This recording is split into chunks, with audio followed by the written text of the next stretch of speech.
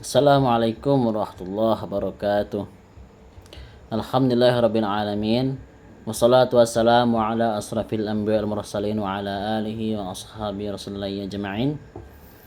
Asyhadu an la ilaha illallah wahdahu la syarika lah wa asyhadu anna Muhammadan abduhu wa rasuluh la nabiyya wa la rasula ba'dah.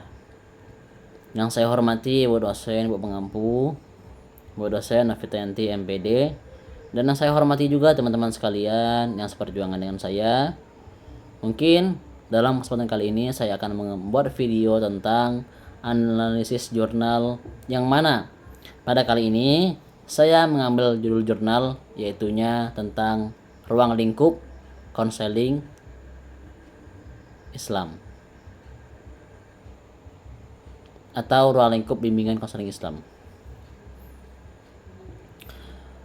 Ruang lingkup bimbingan konseling Islam mencakup berbagai aspek kehidupan individual dan masyarakat yang berlandaskan pada ajaran Islam. Dan berikut ini adalah penjelasan rinci mengenai ruang lingkup tersebut. Yang pertama, 1. Bimbingan pribadi. Yang mana ada beberapa bimbingan pribadi yang harus ada dalam bimbingan konseling Islam ini dalam ruang lingkupnya. Yang pertama, pengembangan diri, yaitu membantu individu memahami potensi, bakat, dan minat yang dimiliki. Yang mana ini termasuk juga seperti peningkatan keterampilan sosial, emosional, dan juga spiritual. Yang kedua, kesehatan mental, yaitunya menggabungkan isu-isu seperti kecemasan, depresi, dan stres dengan pendekatan yang sesuai dengan prinsip-prinsip Islam. Dan yang terakhir, yaitunya krisis identitas, yang mana membantu individu yang mengalami kebingungan dalam identitas diri, khususnya dalam konteks agama dan nilai-nilai budaya. Poin kedua dalam ruang lingkup bimbingan konseling Islam, yaitunya bimbingan keluarga. Yang pertama, masalah hubungan, yang mana masalah hubungan ini mengatasi konflik antara anggota keluarga seperti suami dan istri, atau orang tua dan anak, atau pendekatan ini juga mengedepankan komunikasi yang baik dan saling memahami antar keluarga tersebut.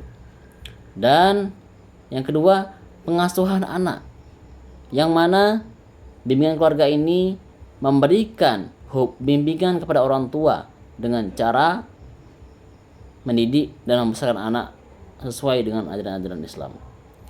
Dan yang ketiga itunya keluarga harmonis, yang mana bimbingan keluarga ini harus membangun lingkungan keluarga yang harmonis dan penuh kasih sayang melalui ajaran Islam.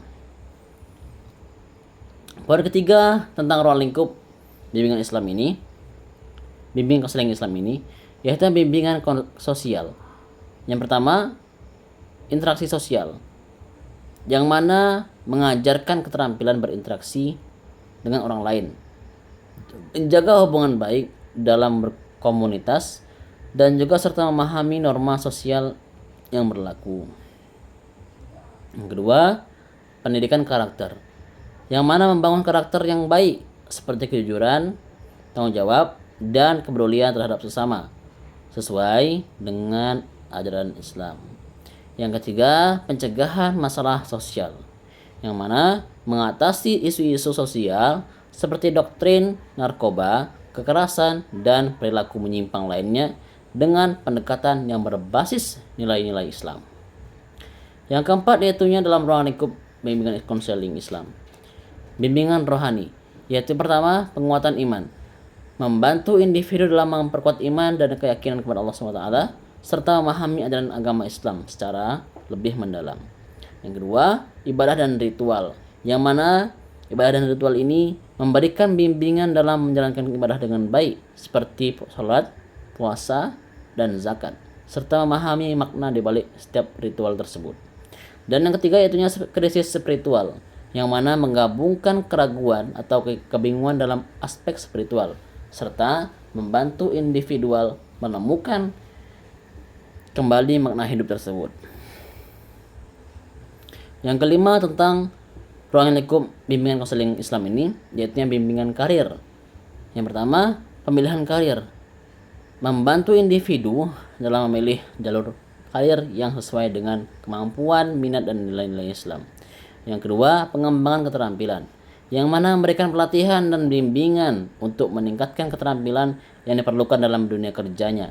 Dan yang terakhir, etika kerja, yaitu yang mengedukasi tentang pentingnya etika dan moral dalam bekerja, serta bagaimana menjalankan profesi sesuai dengan ajaran Islam. Nah, yang terakhir itunya bimbingan pendidikan. Konseling akademik, yang mana konseling akademik ini membantu siswa dalam menentukan pilihan pendidikan dan memahami potensi akademis mereka. Yang kedua, itu yang motivasi belajar, yang mana mendorong siswa untuk meningkatkan motivasi belajar dan mencapai tujuan pendidikan yang diinginkan mereka.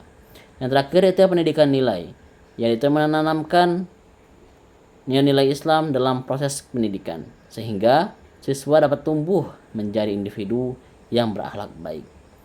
Kesimpulannya yaitunya, ruang lingkup bimbingan konseling Islam ini sangat luas dan mencakup berbagai aspek kehidupan. Dengan pendekatan yang holistik dan berbasis pada ajaran Islam, bimbingan konseling Islam ini bertujuan untuk membantu individu mencapai kesejahteraan mental, sosial, dan spiritual.